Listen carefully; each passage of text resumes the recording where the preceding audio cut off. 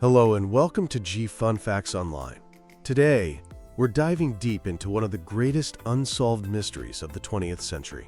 It's a story of a trailblazing icon, a state-of-the-art aircraft, and a final haunting radio call that faded into 88 years of silence. We're talking about the disappearance of Amelia Earhart. But this isn't just about what happened on that fateful day in 1937. This is the story of the search itself. An unrelenting, multi-generational quest for answers that has pushed the boundaries of technology. From pilots scanning the ocean with binoculars to autonomous deep-sea robots mapping the abyss, the hunt for Amelia Earhart is a breathtaking saga of how we explore our world and refuse to let a legend fade away. First, let's set the scene. It's 1937. Amelia Earhart is more than a pilot. She's a global celebrity, a symbol of courage and modern womanhood. She was the first woman to fly solo across the Atlantic, earning her medals and worldwide fame. But she wanted more. She set her sights on the ultimate prize, becoming the first woman to circumnavigate the globe. Her aircraft, a twin-engine Lockheed 10E Electra, was a marvel of its time, a flying laboratory funded by Purdue University. By late June 1937, she and her expert navigator, Fred Noonan, had already conquered 22,000 miles, flying from Miami across South America, Africa, and Asia. They landed in Lae, New Guinea, with only the vast Pacific standing between them and history. The next leg was the most dangerous, a 2,556-mile flight over open ocean to Howland Island, a tiny speck of land just 2 miles long. A U.S. Coast Guard cutter, the Itasca, was waiting near the island, ready to guide them in with radio signals. On July 2nd, they took off. For hours, things seemed to be going to plan. The Itasca picked up intermittent radio messages. But as they approached their destination, the messages became desperate. Earhart reported overcast skies, trouble seeing the island, and critically, that she was running low on fuel. At 8:43 in the morning, her final chilling transmission was heard. "We are on the line 157,337. We will repeat this message. We will repeat this on 6210 kilocycles. Wait." And then, nothing. The plane, the Pioneer, and her navigator had vanished. The response was immediate and immense. President Franklin D. Roosevelt ordered the largest and most expensive search and rescue operation in history up to that point. We're talking about 9 ships, including the aircraft carrier USS Lexington, 66 aircraft, and over 4,000 personnel, all combing an area of the Pacific the size of Texas. It was a Herculean effort that cost over $4 million, which is more than $88 million in today's money. For 16 days, pilots flew low over the endless blue, their eyes, and the eyes of their observers, scanning for any sign of wreckage, an oil slick, or a life raft. But the technology of 1937 was limited to the power of the human eye. They were looking for a needle in a cosmic haystack. On July 19th, the official search was called off. No trace was ever found. Amelia Earhart and Fred Noonan were declared lost at sea. This total lack of evidence is what turned a tragic accident into an enduring legend and fueled decades of speculation. With no wreckage, theories began to bloom, and they've guided the search ever since. The first, and most widely accepted, is the crash and sink theory. This is the official U.S. government position. It's simple, and it makes sense. Earhart reported she was low on fuel. The theory posits that the Electra simply ran out of gas, ditched into the ocean near Howland Island, and the heavy, land-based plane sank quickly into the deep abyss, thousands of feet below the surface, leaving no trace. It's a logical but ultimately unsatisfying end to the story. This is where the second, and far more intriguing theory comes in: the Gardner Island hypothesis, now known as Nkumaroro. This uninhabited coral atoll sits about 350 miles southeast of Howland Island, directly along that final line of position Earhart radioed in. Championed by the International Group for Historic Aircraft Recovery, or TIGHAR. This theory suggests that when Earhart couldn't find Howland, she turned south along that line and managed to make a forced landing on Nikumaroro's flat reef. The crucial part of this theory is that she and Noonan didn't die in a crash. They survived, for a time, as castaways. The evidence TIGHAR has collected over dozens of expeditions is fascinating. For several days after the disappearance, over 50 credible radio distress calls were reported by operators across the Pacific, some claiming to hear a voice they thought was Earhart's. The idea is that they used the plane's radio on the reef until the tides washed it into the sea.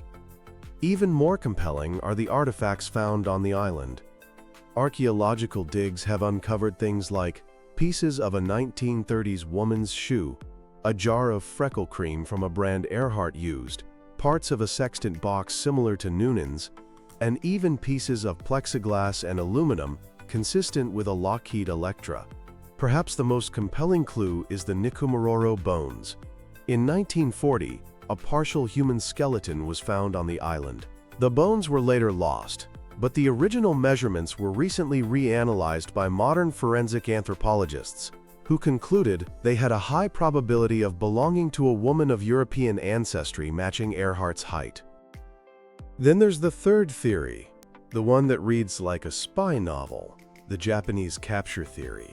Born from the rising tensions before World War II, this theory claims Earhart and Noonan were on a secret spy mission for the US government, crashed in the Japanese-held Marshall Islands, were captured, and died in custody on the island of Saipan. This theory got a huge boost in 2017 when a documentary presented a photo that supposedly showed the pair on a dock in the Marshall Islands. It was a bombshell, but it was quickly debunked. Researchers discovered the photo had been published in a Japanese travel book in 1935, 2 years before Earhart even disappeared. While dramatic, most researchers consider this the least likely scenario. These theories, especially the Nikumaroro hypothesis, have fueled a search that has become a showcase for technological advancement. The hunt evolved from what the eye could see to what science could prove. In the late 1980s, TIGHAR transformed the search. They weren't just looking, they were conducting meticulous forensic archaeology. They brought metal detectors and even bone-sniffing dogs to the island, searching for any trace of a castaway camp. Underwater, they deployed side-scan sonar to paint a picture of the seafloor around the island and used early remotely operated vehicles, or ROVs, to probe the deep, treacherous slopes of the reef, looking for anything that matched the blurry Bevington object, a shape in a 1937 photo that some believe could be the Electra's landing gear. The search took a quantum leap forward in 2019. Dr. Robert Ballard, the legendary ocean explorer who found the Titanic, brought his state-of-the-art research vessel, the EV Nautilus, to Nikumaroro. This wasn't just a boat, it was a floating laboratory. Ballard's team used advanced multi-beam sonar to create incredibly detailed, high-resolution maps of the ocean floor. And to explore it, they deployed their own deep-sea robots. The ROVs, named Hercules and Argus, could dive to nearly 20,000 feet, sending back crystal-clear, high-definition video in real time. They even used an autonomous robotic boat called Ben to map the shallow, dangerous waters near the reef that were impossible for the main ship to reach. It was an unprecedented technological assault on the mystery, and yet, after all that, they found no definitive trace of the plane. The most recent chapter came in early 2024 from a private company called Deep Sea Vision. Led by a former Air Force intelligence officer, they were guided by a different idea, the dateline theory, which suggests Noonan made a navigational error, putting them west of Howland Island. To search this new area, they used one of the most advanced pieces of tech yet, the Hugging 6000. This is a fully autonomous underwater vehicle, an untethered, torpedo-shaped robot that can dive to 6,000 meters and scan the seafloor for nearly 2 days on its own. After sweeping over 5,000 square miles of the ocean floor, they captured a sonar image. At a depth of 16,000 feet, there was a blurry, plane-shaped object. The image went viral. For a moment, it seemed the mystery was solved, but after further analysis, experts concluded the anomaly was most likely just a unique rock formation. Another tantalizing clue that led to another dead end, but a powerful demonstration of how far search technology has come. So, is that it? Is the search over? Not even close. The quest continues, and the next expedition is already planned. On the 88th anniversary of the disappearance, the Archaeological Legacy Institute and the Purdue Research Foundation announced a new mission to Nikumaroro, scheduled for November 2025. This expedition is focused on something they call the Taraya object. It's a visual anomaly they spotted in satellite imagery of the island's shallow lagoon. They say the object is the same size as Earhart's plane and has features that look like a fuselage, a tail, and a wing. The team plans to travel to the island to inspect the object with their own eyes. If they can confirm it's the aircraft, a massive recovery effort is planned for the following year, with the goal of finally bringing the Electra home to Purdue University, which paid for its creation nearly a century ago.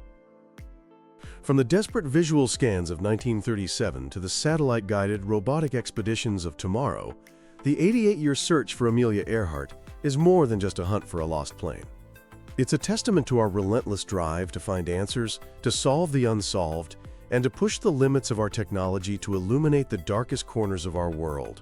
For nearly 9 decades, her story has been defined by silence and mystery. But with each new expedition and every leap in technology, there is renewed hope that one day, that silence over the Pacific will finally be broken, and the final chapter of Amelia Earhart's incredible story can finally be written. Thanks for listening to G Fun Facts Online.